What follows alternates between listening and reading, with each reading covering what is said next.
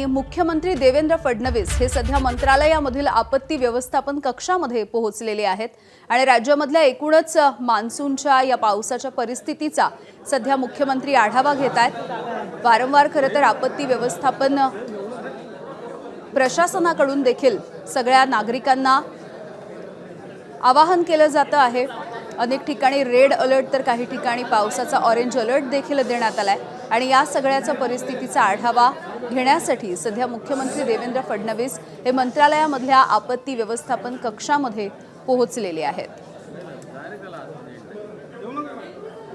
आज मुंबई, ठाणे, रायगड, पालघर या ठिकाणी देखील मोठ्या प्रमाणावरती पावसाचा अनुमान आणि पावसाचा अंदाज हवामान विभागाने जारी केलेला आहे। काही ठिकाणी रेड अलर्ट आहे। या सगळ्या पार्श्वभूमीवरती शाळा आणि महाविद्यालये देखील बंद आहेत।